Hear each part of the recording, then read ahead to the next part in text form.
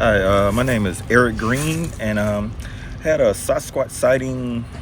It was 2007 or 2008, going on a hunting trip. I work at an automotive plant, and we got off about 3 o'clock that morning, and I was picking up another team member to go with me. So I picked him up on the way, and we was heading to Fayette County. It's in northwest Alabama, northwest corner, and we was heading up this road, and it's called Highway 171. For the people in Alabama, it's super curvy, just super curvy. And so I'm sort of running late because I had to pick up him, trying to get up there, get to the hunting stand before daylight. And as I'm rounding one of the curves, I see a doe and a yearling standing out on the curve. Standing out close to the road, and they wasn't feeding. And for those hunters, the doe started stomping. I can see this in my head, and I'm thinking, well, when a deer is spooked, they stomp or whatever. But the only thing that got me, when I was going around the curve, when I slowed up, making sure they didn't jump out in front of my truck, she wasn't facing me, and that's the thing. So I slowed up as I'm going around the curve, and I finally get to where I'm pretty much almost side by side on the same side of her. The headlights from my truck turn around, and it hit I could see the eyes. It hit the eyes, and I see the whole body. And the thing, as soon as my headlights hit it, it dropped its head, and it was stalking the deer. It was looking in the direction of the deer, but it was like perfect track stance. If you know a sprinter or whatever, it was in a stance down on all four with his head up. And as soon as my lights from my truck hit it, it dropped, and it just froze.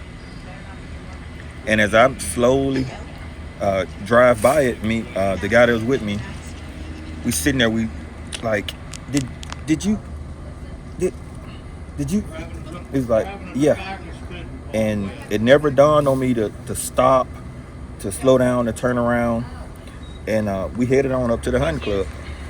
And so we sitting there, and the guy that was hunting with me, he actually had a doe come out on him, and I told him he can take anything. He was a guest. And he said he sat there and he watched the doe until I came to get him. And he said he was sitting there, he was so confused about what we saw that morning, it never dawned on him to pick up his rifle to take the deer. And so the crazy part about it, it takes me about an hour to get to the hunting club. The whole way home, we never said a word. It was the quietest drive back home, never said a word. So I get home, I drop him off, I go back home, I go to tell my wife at the time and my kids, and they laughing. Oh yeah, Dad, you seen a cow, you seen another deer. Oh, okay.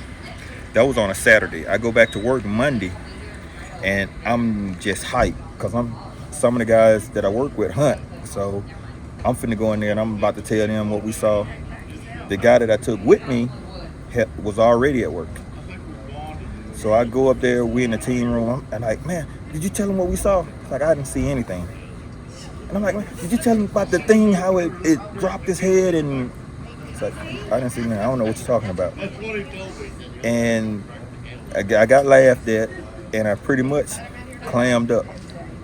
And so me and my friend Steven, we was watching one of the documentaries on Bigfoot, and I told him, I said, yeah, I seen one. My girlfriend at the time, she laughed about it, but I told the story to Steven. I even got down on the floor and showed him how it was in a track stance and how it was looking at the deer. And me and him been going out researching ever since. Can you demonstrate, if I back up, can you demonstrate how it was standing when you first saw it, and then how it changed its position, its head, if I back up here? Like, it was in a stance. It was lower to the ground, but it was super wide. And as soon as my lights hit it, it did this. And it just sat there. So it was like a track stance, like it was going to run. Like it was, and the deer were probably 40, 50 yards from it. And you could tell from the wood line from where it came. And my guess, the deer didn't see it because it was before light, but they smelled it. And if you're a hunter, you know a deer smell you before they see you. Right. And so as I was coming around that curve and that doe was looking toward the Bigfoot, she was stomping. I can see her stomping her front leg. I'm like, well, that can't be because of me. Right, you're just driving? Yeah, and you know, I'd had deer that'll walk out in front of you, but they looking right at the headlights. She was looking away from me, and she was, I'm like, wow. Yeah. And I think I was probably doing 35, 40, but I never stopped, and I just, like, did you,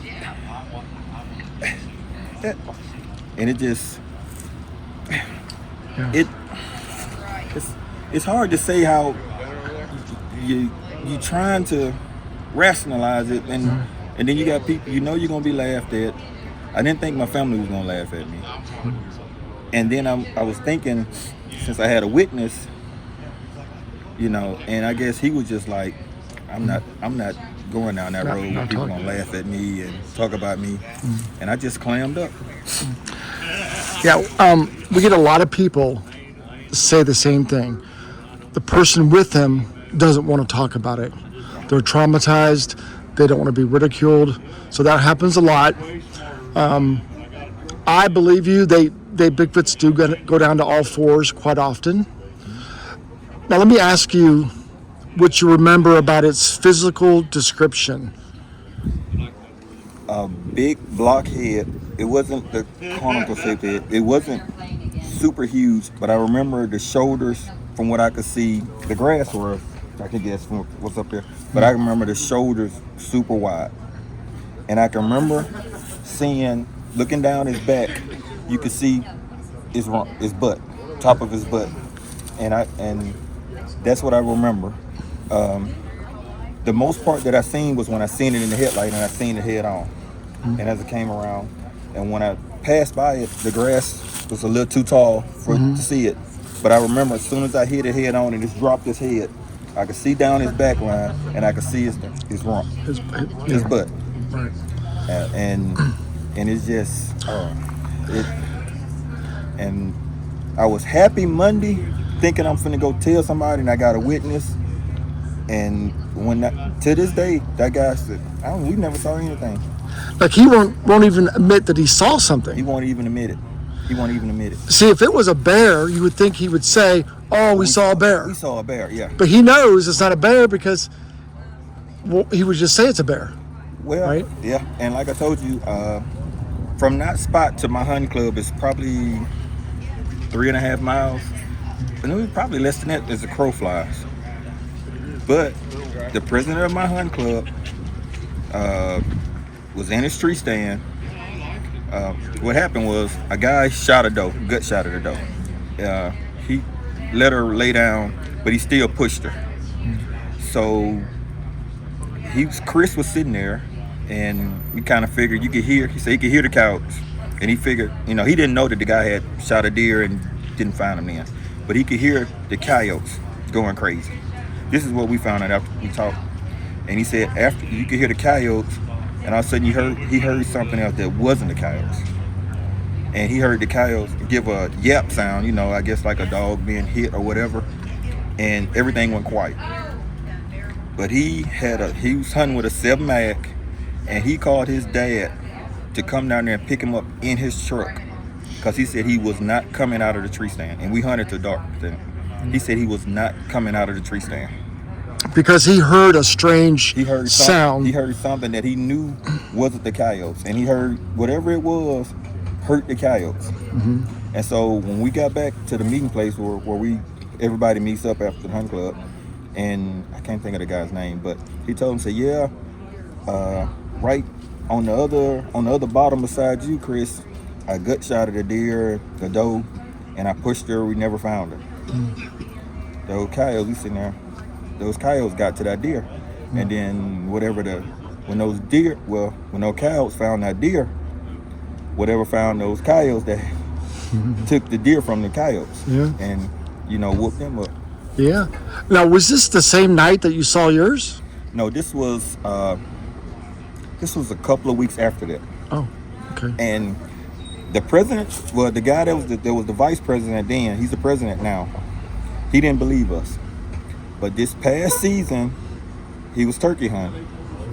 And he said he was, we leased the land through warehousing, paper company. And he said he was in the woods turkey hunting. And some guys he had never seen before came through the woods making whoops. And he jumped up, he was all pissed off, messed up his turkey hunt. Like, what are you doing? Bigfoot hunting. Like, what are you? It's like, it's been sightings. People have said they've seen tall figures. And so, to this day, he always sends me little memes, making fun of me because we have a page on Facebook or the hunting club. Mm-hmm. He'll send me little Bigfoot stuff.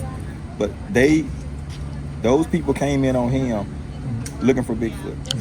And what I told him, I said, no one is just, even though it's turkey season, no one's just going to pick up and walk out in the woods knowing it's the season where people got guns. Mm-hmm. And you know how some of us are with guns in the woods, especially if you hunt and you don't put the time in to sit out in the woods all this time.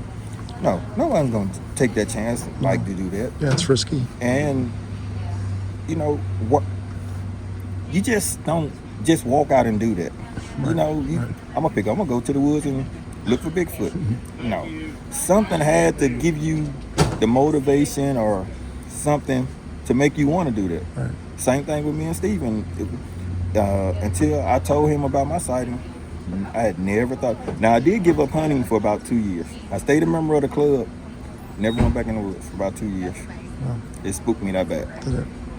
And me and him been sort of researching ever since. Had a sighting, but not a sighting, some sounds up in LBL, and did a call, and we heard a howl in front of us, and something that sounded like monkeys, chimps behind us. And I was shaking so bad that I was told him I was ready to go.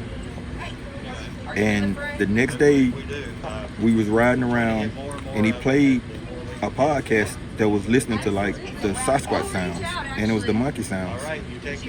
And I literally did it yesterday. Started crying, nose running, tears. And I'm like, I can't stop crying. I don't know why I'm crying. He's like, you probably got a little PTSD because I was shaking so bad that I was ready to go. And it spooked me when one of the guys was playing the sounds, the howls yesterday. He looked at me. He said he could see tears forming in my eyes. I didn't cry, but they watered up. Right. And he's like, yeah. So you might have some. Your initial sighting probably triggers all of this. So then you come to Kentucky at LBL, Land Between the Lakes. Yeah. Just you and your friend are out there at night. Yeah. And you hear these monkey-like sounds near you. So yeah, all this is tied together. Back to the sighting, do you remember seeing the face of that creature? Just a glimpse, and it was more hairier than what I've seen the pictures of. It was a lot. I remember the eyes, big eyes, and I remember the reflection, but it was more. It wasn't blank. It was more hair up here, and it didn't really get a good glance at it. I remember turning and seeing those eyes and and remember the motion. Like, what does that? Seeing it just drop his head, and it like, what is that? What? And me knowing I know what that is, right, but not wanting to say it. Yeah. And I wish I could have stopped and got more details and everything. But I told Steve, I said, we had guns. Never even thought about stopping. Never even thought about turning around, and just drove. And I'm kicking myself to this day beside that. Yeah, it's easy to second guess because you don't know when you get caught off guard like that. You don't know how you're going to act, and it takes you a while to process it. But back to the face. Did it have a flat face or a muzzle? It didn't have a muzzle. It was more of a human face with a beard. Okay. Of a more of a human face with a hairy face. So this was not a bear. No, it wasn't a bear. This wasn't a bear. This wasn't a bear. Like, Yeah, you know the difference. Yeah, I know the You can difference. tell. This wasn't a bear. This was something. It's hard to explain. Like, I gotta look at it, but not a great look. But like I said, what really got me was when I turned, came around the bend, and my headlights hit it, and it seen the eyes, and it dropped its head, and it froze. And as I turned, and when it dropped its head, and I looked down, you could see the track, like the track stance that it was in, and you could see the rump. Yep. And I wish I would have stopped. It kills me. I wish I would have stopped. I wish I would have turned around. Yeah, it's okay. Hopefully you have another chance at it. I don't know. I don't want. If I have another sighting, I want it to be like that. But I want to be able to stop and go. And take a picture. To take a picture. What we had in LBL. I don't want to be boots on the ground, tent up. Like the tent that we had is attached to the truck, so we just couldn't jump in the truck and leave. I don't want a sighting like that. Yeah, LBL is a creepy area anyway. So. All the cemeteries and everything. The history. But if going to work Monday, I'm flying down there. I'm happy. Like, I'm finna get to work. I'm finna share something. I got a guy. We finna talk about this.